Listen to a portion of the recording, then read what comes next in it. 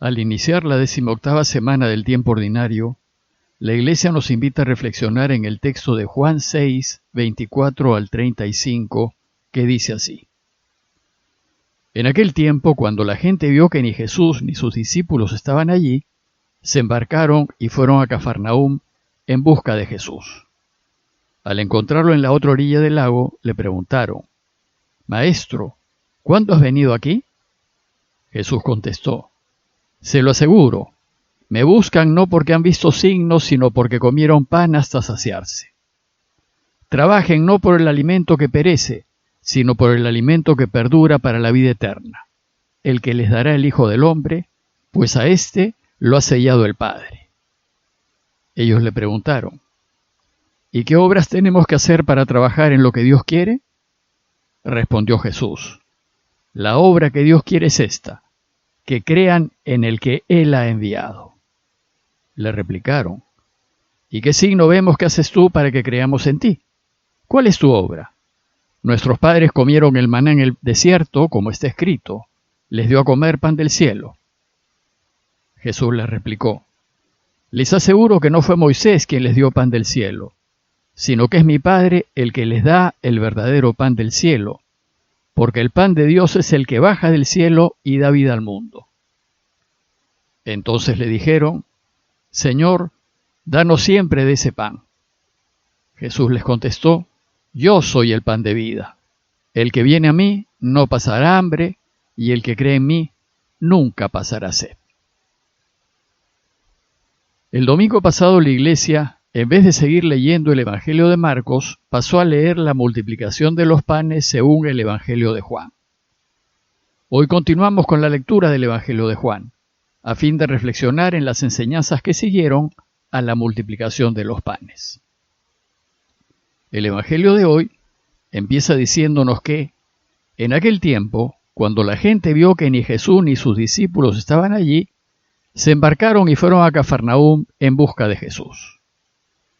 Según Juan, lo que sucedió fue que, terminada la multiplicación de los panes, los discípulos se fueron en la barca hacia el otro lado del lago, pero Jesús no fue con ellos, sino que se retiró al monte solo.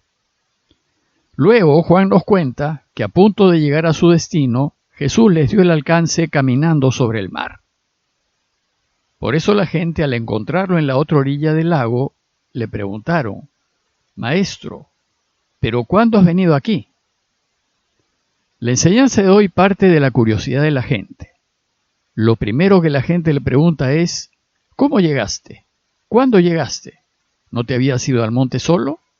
¿Habrás hecho acaso otro acto extraordinario como el que hiciste al multiplicar los panes?»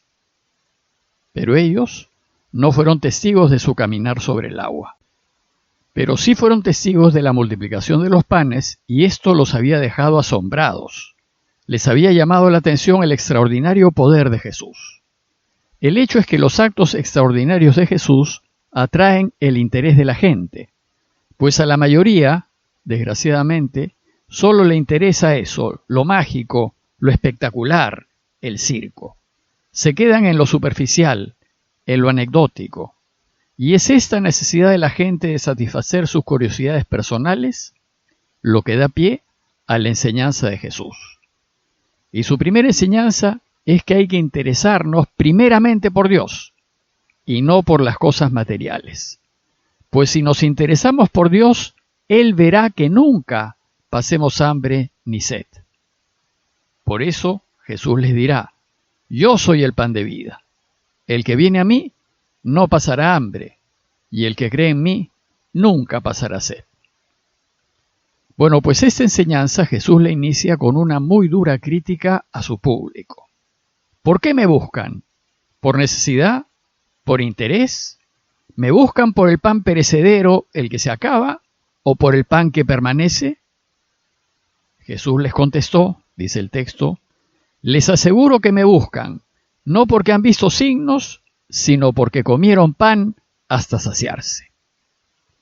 En realidad les dice, ustedes me buscan solo por interés, porque quieren que les dé siempre pan, que les dé cosas materiales.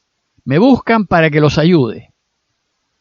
Jesús aquí critica a aquellos que lo buscan solo cuando están en necesidad, solo cuando necesitan de un milagro. Y entonces desafía a sus oyentes y los invita a que purifiquen sus intenciones. Trabajen, dice, no por el alimento que perece, sino por el alimento que perdura para la vida eterna, el que les dará el Hijo del Hombre, pues a éste lo ha sellado el Padre Dios.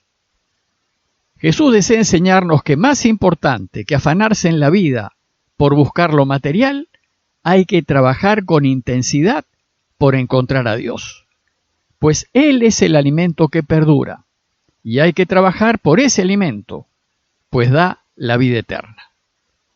En la vida, lo que hay que buscar es primeramente a Dios, y no nuestra conveniencia ni nuestros intereses. Si buscamos a Dios primero, nuestras necesidades serán satisfechas por añadidura. Por tanto, hay que buscarlo por Él, creer en Él, adherirse a Él, y buscarlo gratuitamente, sin mezcla de interés alguno. De lo que se trata es de buscar el fin, y Él es el fin. En cambio, los bienes materiales son solo medios. A partir de esta crítica inicial, Jesús les hablará de lo que en realidad importa. Y les dice, trabajen no por el alimento que perece, sino por el alimento que perdura para la vida eterna. Les dice que lo importante es el alimento que nos da la vida eterna. De esto es de lo que tenemos que preocuparnos.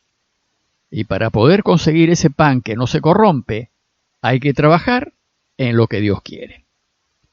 La gente, sin embargo, sigue pensando en el pan material y sigue pensando que Jesús les dará un pan material, pero que dure para siempre.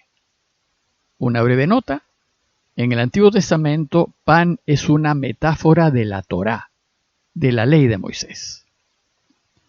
Bueno, pues para tener ese pan que dure para siempre, la gente se pregunta, ¿y qué obras tenemos que hacer para trabajar en lo que Dios quiere? ¿Qué debemos hacer para ganarnos ese pan imperecedero? La respuesta de Jesús es desconcertante, pues les dice que hay que creer en Él.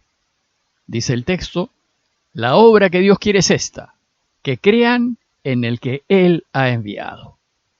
Y esto es lo que hay que hacer, creer en lo que dice la Escritura, y la Escritura señala que Él es el Mesías. Luego hay que creer que Él es el Mesías. Pero creer que Jesús es el Mesías es apostar por Él, es arriesgarse por Él, es jugarse la vida por Él. La gente duda de que Jesús sea el Mesías, pues le contesta, ¿y qué signos vemos que haces tú para que creamos en ti? ¿Cuál es tu obra? ¿Qué señales nos das para que te creamos? ¿Qué puedes hacer? Rápidamente se olvidaron de la multiplicación de los panes sucedida pocas horas antes. Entonces la gente critica a Jesús. ¿Cómo puedes ser tú el Mesías? Moisés sí hizo una serie de hechos extraordinarios, pero tú. Nuestros padres comieron el maná en el desierto, como está escrito. Les dio a comer pan del cielo. Pero tú no puedes ser el Mesías, pues Moisés le dio al pueblo pan del cielo y tú solo nos has dado pan de la tierra. Además, Moisés nos dio maná por largo tiempo, en cambio tú, solo una vez.